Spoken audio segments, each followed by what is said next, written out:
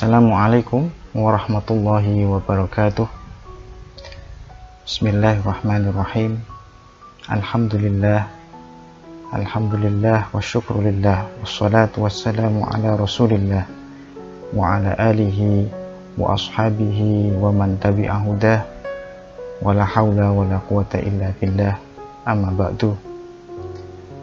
Saudara-saudaraku yang dirahmati Allah dimanapun berada, dalam kehidupan kita ini banyak sekali nikmat dan rahmat yang telah Allah berikan kepada kita semua. Di antara nikmat yang besar yang Allah berikan kepada kita adalah kenikmatan kemampuan untuk melihat.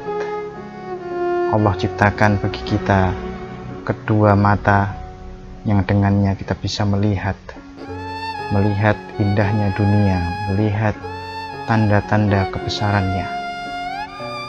Betapa nikmat penglihatan termasuk nikmat yang besar yang telah Allah berikan kepada kita. Saudara-saudaraku yang dirahmati Allah, dalam proses kita melihat, memandang dengan mata kita, ada tiga hal, ada tiga unsur, ada tiga komponen yang saling mempengaruhi satu sama lain. Imam Al-Ghazali dalam kitabnya Mishkatul Anwar mengutarakan bahwa tiga hal tersebut, yang pertama adalah An-Nur, yang secara harfiah bermakna cahaya. Adapun yang kedua, Al-Ain, yang secara harfiah memiliki makna mata. Adapun yang ketiga, beliau mengatakan adalah al-zuhur, atau sesuatu yang tampak. Tiga komponen ini yang saling mempengaruhi dan dipengaruhi sehingga kita dapat melihat dengan mata kita. Misalnya saja ketika kita sedang melihat pohon di siang hari, di sana ada unsur mata kita, al-ain, ada unsur pohon sebagai al-zuhur, dan ada cahaya matahari sebagai an-nur. Tiga hal ini harus ada semuanya dan harus berfungsi agar kita dapat melihat wujud dari pohon. Apabila satu saja dari tiga komponen ini tidak ada, maka bisa dipastikan kita tidak akan melihat pohon. Sebagai contoh, misalkan pohon ada di depan kita, sinar matahari ada, tetapi pada saat itu mata kita sakit atau mata kita tertutupi, maka pohon tidak akan tampak, meskipun pohon pada saat itu berada di hadapan kita. Begitu juga misalkan ketika kita punya mata yang sehat, ada pohon di hadapan kita, tetapi tidak ada sinar matahari pada waktu itu, dan tidak ada sinar apapun, tidak ada cahaya, tidak ada an-nur, maka keberadaan mata tersebut yang sehat tadi tidak dapat digunakan untuk melihat pohon yang ada di depan kita.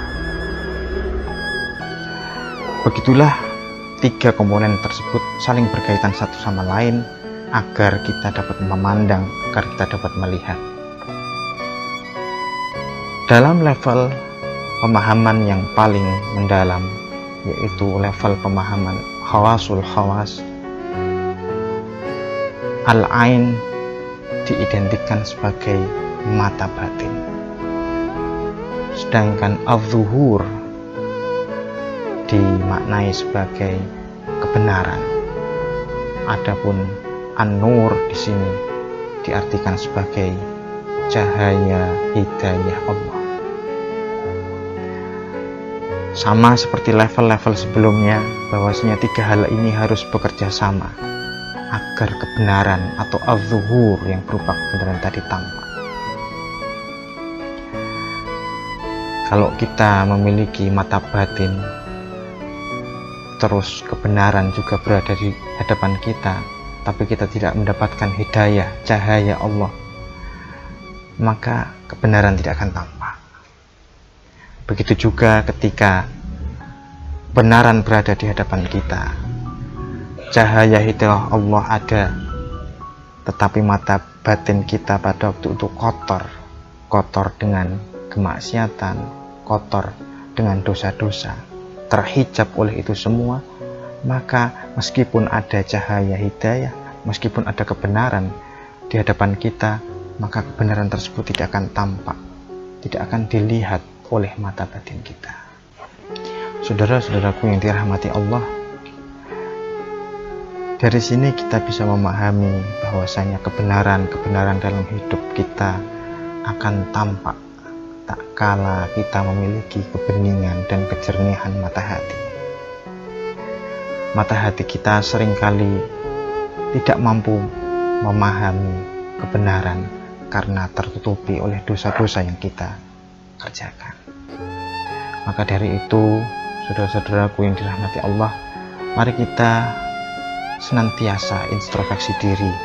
Mari kita senantiasa menjaga kebersihan mata batin kita dengan cara melakukan hal-hal yang diperintahkan oleh Allah dan menjauhi segala larangan-larangan, dosa-dosa yang dilarang oleh Allah. Dengan begitu, mata batin kita akan menjadi mata batin yang sehat, menjadi al-ain yang sehat, sehingga kita dapat memandang al-zuhur, yaitu kebenaran-kebenaran dalam hidup kita. Semoga apa yang kita bicarakan pada kesempatan kali ini bermanfaat bagi kita semua. Wal afu minkum. Assalamualaikum warahmatullahi wabarakatuh.